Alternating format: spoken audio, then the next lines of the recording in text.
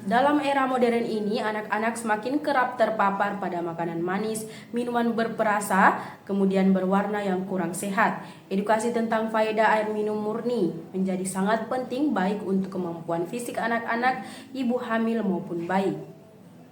Air minum murni yang dimaksud tak mengandung partikel atau zat tambahan, dapat berperan sebagai agen detoks alami, pelarut yang mana aman untuk susu bayi, juga memperkuat kondisi tubuh ibu hamil. Menurut Dr. Michael Goran, seseorang ahli nutrisi dari University of Southern California, konsumsi gula berlebih pada anak dapat mempengaruhi metabolisme mereka, kemudian meningkatkan resiko obesitas juga hambatan kondisi tubuh lainnya di tempat masa depan. Disinilah peran penting air minum murni sebagai agen antioksidan alami. Air murni membantu ginjal anak bekerja optimal dan membuang zat-zat berbahaya dari tubuh, kemudian mengempiskan dampak negatif dari konsumsi makanan manis yang digunakan tinggi gula serta pewarna. Dengan menjaga keseimbangan cairan pada tubuh anak, air minum murni mengupayakan fungsi organ vital seperti ginjal lalu hati. Selama kehamilan, keinginan cairan meningkat signifikan untuk membantu pertumbuhan janin serta kondisi tubuh ibu. Berdasarkan informasi dari American Pregnancy Association, air murni membantu metabolisme, menjaga sirkulasi darah dan juga memfasilitasi pencernaan serta penyerapan nutrisi. Dengan memverifikasi konsumsi air murni yang tersebut cukup, ibu hamil dapat meyakinkan kondisi tubuh yang mana optimal untuk dirinya serta bayi di kandungannya. Selain itu, air murni juga membantu mengurangi dehidrasi yang tersebut dapat mempengaruhi kemampuan fisik ibu serta peningkatan janin. Menurut Susilo Gunadi selaku Komersial Direktur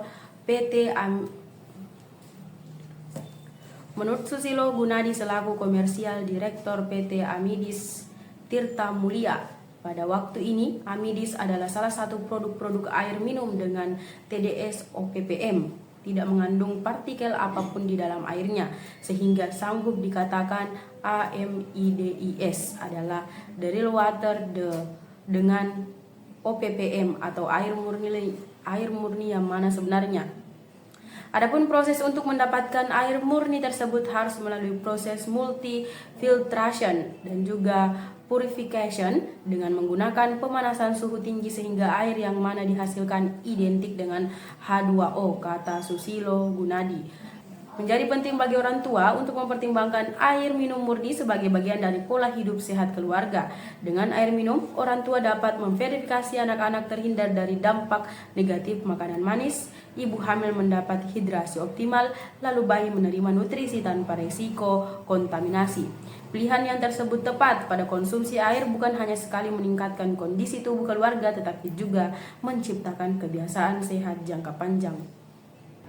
Ikan air tawar memang tidak setinggi ikan laut dalam kandungan omega 3, namun tetap merupakan sumber yang baik untuk memenuhi kebutuhan asam lemak esensial tersebut.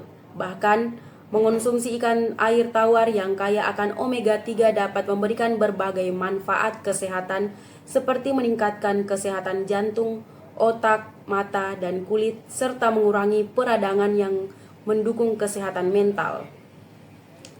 Berikut ini adalah 5 jenis ikan air tawar yang kaya akan omega 3 yang dapat Anda konsumsi untuk mendapatkan manfaat tersebut.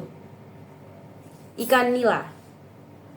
Ikan nila merupakan salah satu ikan air tawar yang paling populer di Indonesia. Meskipun tidak sebanyak ikan laut, ikan ini memiliki kandungan omega 3 yang cukup tinggi. Dengan memilih ikan nila segar dan memasaknya dengan cara yang tepat, Anda dapat memaksimalkan manfaat kesehatan yang ditawarkan oleh asam lemak esensial ini. Ikan lele. Ikan lele juga merupakan salah satu jenis ikan air tawar yang mengandung omega 3. Meskipun jumlahnya lebih sedikit dibanding ikan laut, ikan lele mudah dibudidayakan dan banyak dikonsumsi di berbagai daerah. Jadi, tidak ada alasan untuk tidak mengonsumsi ikan lele sebagai sumber omega 3. Ikan mas. Ikan mas merupakan salah satu ikan air tawar yang kaya akan omega 3 Ikan ini mudah dibudidayakan dan banyak ditemukan di pasar-pasar ikan. Dengan memasukkan ikan mas dalam menu makanan Anda dapat memenuhi kebutuhan omega 3 Anda dengan mudah. Ikan patin. Ikan patin juga termasuk dalam daftar ikan air tawar yang mengandung omega 3. Selain baik untuk kesehatan, ikan patin juga mudah dibudidayakan dan populer di Indonesia. Jadi Anda dapat dengan mudah menemukan ikan ini di pasar-pasar ikan terdekat. Ikan gurame. Ikan gurame juga merupakan salah satu ikan air tawar yang mengandung omega 3. Ikan ini sering digunakan dalam masakan Indonesia dan mudah ditemukan di pasar-pasar ikan. Dengan mengonsumsi ikan gurame, Anda dapat memenuhi kebutuhan omega 3 Anda dan mendapatkan manfaat kesehatan yang ditawarkan oleh asam lemak esensial ini. Sebagai salah satu negara yang dimaksud paling terdampak oleh demam berdarah, Keluarga Dua Sistem Kebugaran Nasional Indonesia menghadapi beban cukup berat akibat hal tersebut. Walaupun demikian, Indonesia tetap saja menunjukkan kepemimpinan kuat di memerangi DBD melalui SNPD 2021 sampai 2025 yang tersebut memprioritaskan upaya pencegahan dengan melibatkan seluruh pemangku kepentingan untuk mencapai tujuan nol kematian akibat demam berdarah dalam tahun 2030. Takeda Global mengakui kemudian mengapresiasi kepemimpinan Indonesia di upaya-upaya pencegahan dan juga penanganan DBD yang mana berjalan hingga ketika ini. Hal itu disampaikan oleh Dr. Derek Welles, Presiden Global Vaccine Business Unit Takeda di kunjungan ke Indonesia sebagai bagian dari perjalanan ke Asia Tenggara pasca menjabat.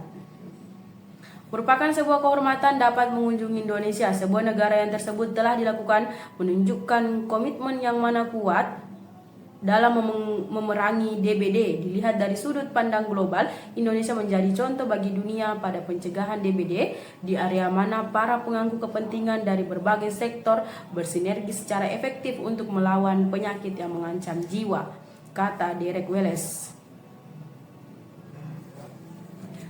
Kepemimpinan pemerintah mengupayakan inisiatif manajemen vektor, meningkatkan kekuatan kolaborasi multisektor dan juga mengadaptasi pencegahan inovatif seperti vaksin di strategi nasional menunjukkan pendekatan terintegrasi yang mana memberikan dampak.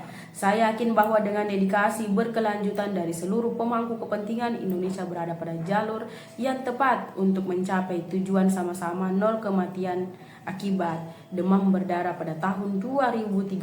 Lanjutnya, DBD yang tersebut disebabkan oleh 4 serotipe virus merupakan penyakit kritis yang sanggup menyerang seseorang lebih tinggi dari sekali, dengan infeksi lanjutan yang dimaksud berpotensi lebih banyak parah.